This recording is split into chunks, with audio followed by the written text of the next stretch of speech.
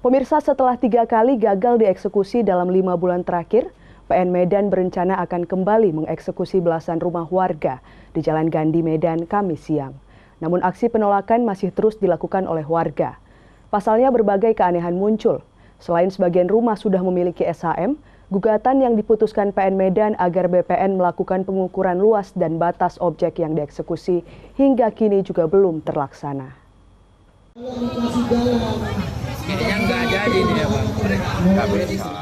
Untuk keempat kali selama 5 bulan terakhir, 17 rumah di Jalan Gandhi Medan yang dihuni warga selama 40 tahun lebih pada Kamis siang 8 Mei 2025 akan kembali eksekusi oleh PN Medan. Hal ini diketahui setelah warga mengaku menerima pemberitahuan sejak minggu lalu untuk mengosongkan rumah mereka masing-masing.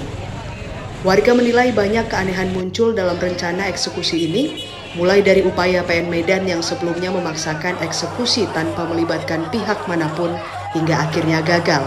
Kemudian sebagian rumah warga yang mau dieksekusi ternyata sudah memiliki sertifikat hak milik atau SHM dan cek bersih dari BPN Medan.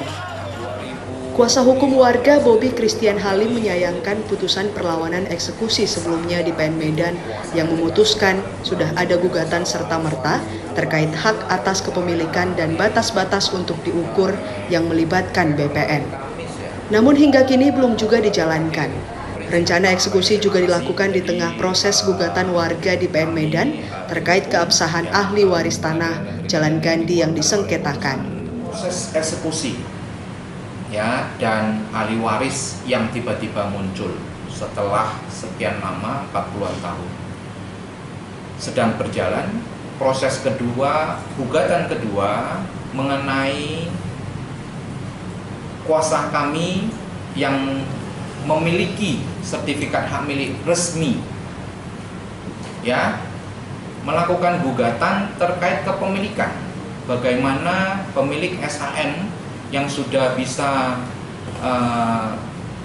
jual beli, cek bersih, notaris tidak ada masalah, bahkan sudah bisa di HT ya, hak tanggungan dan lain-lain, tetapi tiba-tiba bisa terikut ya sama dengan proses eksekusi yang akan dilakukan nanti.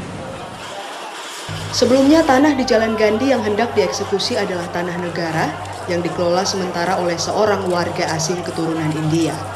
Namun setelah warga asing itu kembali ke negaranya dan meninggal dunia pada tahun 60-an, warga menguasai tanah itu. Hingga akhirnya sebagian dari rumah warga terbitlah SHM karena sesuai Undang-Undang Agraria, warga berhak mengurus kepemilikan atas tanah.